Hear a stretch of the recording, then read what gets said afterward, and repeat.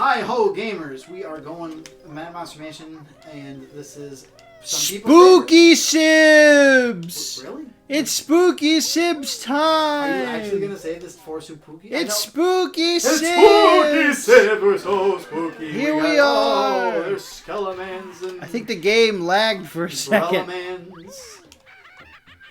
Boy, we got so many pictures of Grunty in here. I'm just so glad that she'll never forget what she looks like.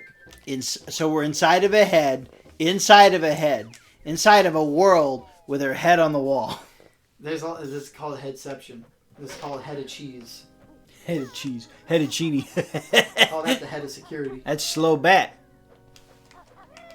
It's like Batman. It's not. There's not a joke there. It's just. That's just an observation. I saw that in one of my eyeballs.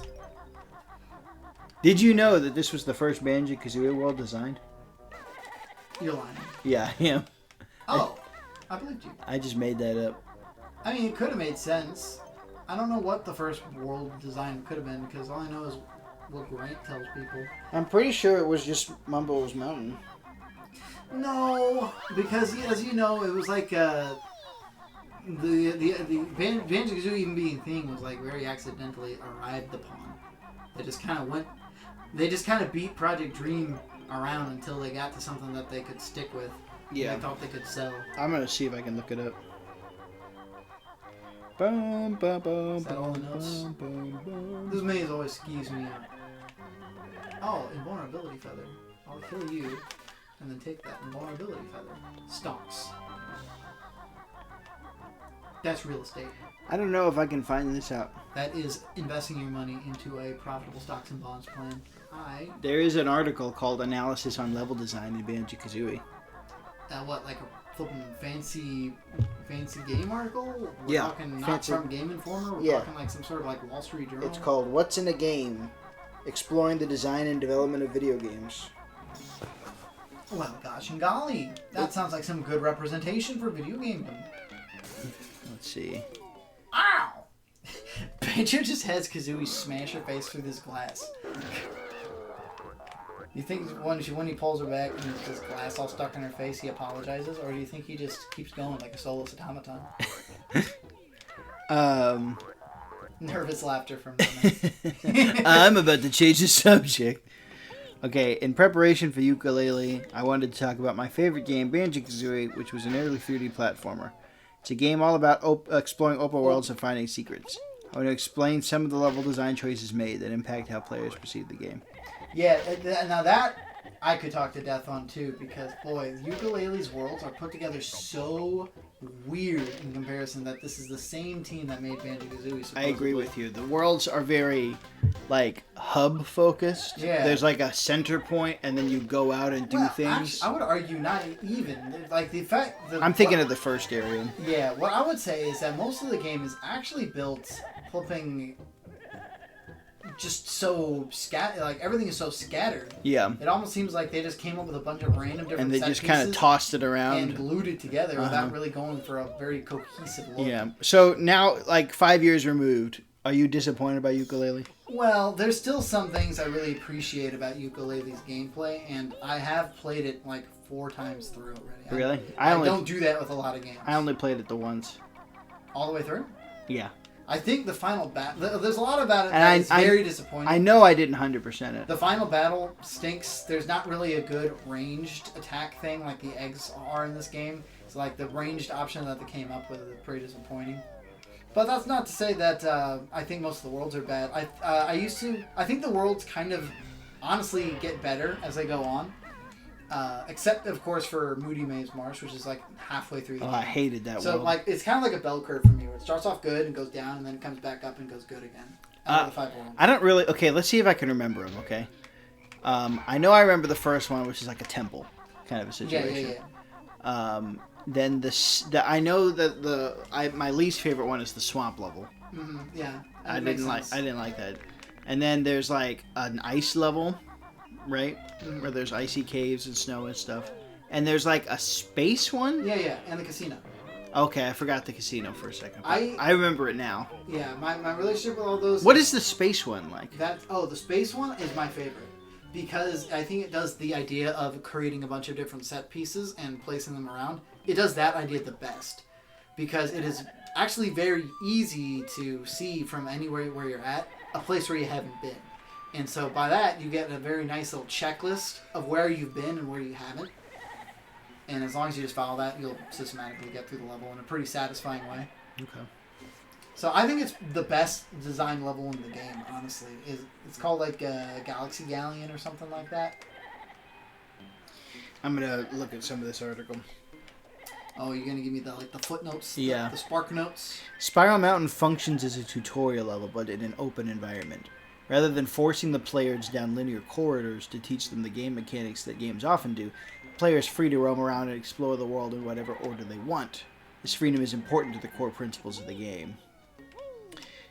It's also an optional tutorial. You can tell Bottles to just teach them all the starting abilities from the beginning. This allows the players to not have to sit through all of his long speeches. I thought that you were just... Oh, what? I am going through the clip notes. Yeah. What did you think I was going to do? You were just going to read it to yourself and go like, oh, and then just kind of thoughts about what you were reading. I see. Yeah. I just managed to barely do that. I think I'm going to read this later. It's very long. There's a section on the lair on Mumbo's Mountain. This could have been a YouTube video, guys. The layout. I mean, you didn't have to make me read this. No, I think it's great. This website is, I'll link it in the description. What's in a Game, and it is written by somebody. What's in a Game and why you shouldn't care. Boy, there's nothing good in these things. Last time I turned one on, it went from 2 p.m. to 5 p.m. Scary. What is the world coming to? They just don't tell you about all the time you'd lose by going into these things. This is what's wrong with society now. Bong, bong, bong. Bong, bong, bong, bong, bong. I'm going to grab this stuff first so we can come back to the pumpkin and just do this lickety split. Cool. No, I don't want you. I want this. See, Mommy, I gotta go in a town truck to jump farther. You just jump farther as Kazooie. I got confused for a second. I was like, what? I thought you said my name wrong.